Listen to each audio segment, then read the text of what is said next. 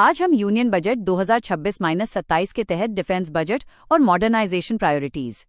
सबसे पहले defence budget 2026-27 की बात करें तो सरकार ने कुल 7.85 लाख करोड़ रुपए का एलोकेशन किया है, जो अब तक का हाईएस्ट एवर है।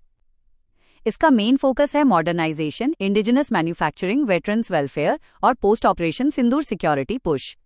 सरकार ने नेशनल सिक्योरिटी को सेल्फ रिलायंस विजन से लिंक किया है। अब समझते हैं रेवेन्यू एक्सपेंडिचर बनाम कैपिटल एक्सपेंडिचर। रेवेन्यू एक्सपेंडिचर मतलब रिकरिंग खर्च, जैसे सैलरी, पेंशन, मेंटेनेंस, ट्रेनिंग और फ्यूल। समस्या ये है कि लगभग 50% बजट सैलरी और पेंशन में चला जाता है, जिससे मॉडर्न वेपन्स के लिए पैसा कम बचता है। वहीं कैपिटल एक्सपेंडिचर मॉडर्नाइजेशन का खर्च होता है। इस बार कैपिटल एलोकेशन लगभग 2.19 लाख करोड़ जोड़ है, जो next gen aircraft, weapons, naval platforms, submarine और ड्रोन सिस्टम्स में उपयोग होगा। लेकिन इश्यू ये है कि कैपिटल आउटले अब भी 30% से कम है। अब आते हैं इंडिजिनाइजेशन और आत्मनिर्भर भारत पर।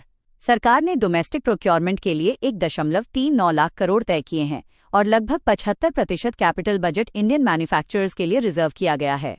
साथ ही एयरक्राफ्ट एमआरओ यानी मेंटेनेंस, रिपेयर, ओवरहॉल के लिए रॉ मटेरियल इंपोर्ट पर कस्टम ड्यूटी एग्जेम्पशन दिया गया है। इससे इंपोर्ट डिपेंडेंस कम होगी और जॉब्स बढ़ेंगी।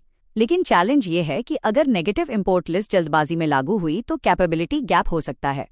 अब defence procurement reforms. Procurement delay से रेडीनेस कमजोर होती है।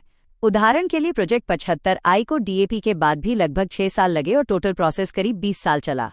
इसलिए जरूरत है कि एओएन प्रोसेस सिंप्लीफाई हो, अर्जेंट प्रोक्योरमेंट फास्ट ट्रैक हो और डीएपी को फ्लेक्सिबल बनाया जाए। डिफेंस आर&डी में डीआरडीओ का बजट लगभग 8.5% बढ़ा है। फंडिंग स्टार्टअप्स, इंडस्ट्री, एकेडेमिया और सेंटर ऑफ एक्सीलेंस तक बढ़ाई गई है।